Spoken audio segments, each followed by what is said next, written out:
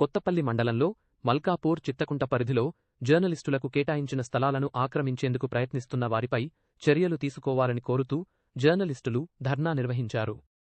ప్లాట్లలో పాత హద్దురాళ్లను తొలగించి అక్రమంగా కొత్తవి ఏర్పాటు చేయడంపై ఆగ్రహం వ్యక్తం చేశారు.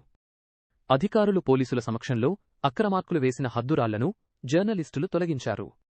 ఈ భూ సమస్యను తక్షణమే పరిష్కరించి బాధ్యులపై కఠిన చర్యలు తీసుకోవాలని వారు డిమాండ్ చేశారు.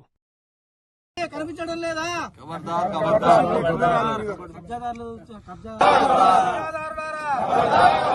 ఇది మావే మావే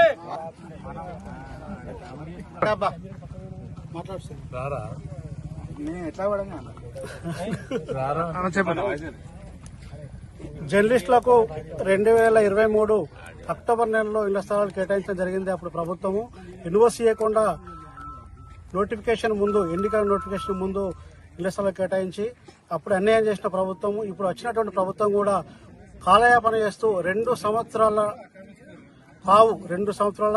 3 మాసాల వరకు కూడా ఇప్పటి వరకు కూడా జర్నలిస్టులు వెయిట్ చేస్తున్నారు.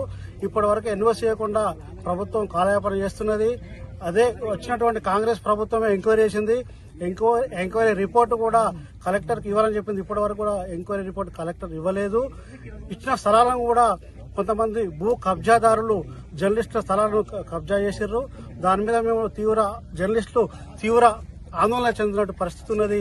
వెంటనే ప్రభుత్వం కలగజేసుకొని, మంత్రులు కలగజేసుకొని మాకు ఎన్ఓసీని ఇప్పించి జర్నలిస్టుల స్థలాలు యథావిధిగా కేటాయించాలని చెప్పి, మేము కట్టుకోవడానికి మాకు పర్మిషన్ ఇవ్వాలని చెప్పి, ఎవరైతే కబ్జా చేసిరో వాళ్ళ మీద చర్యలు తీసుకోవాలని చెప్పి మేము జర్నలిస్టుల పక్షాన డిమాండ్ చేస్తున్నాం.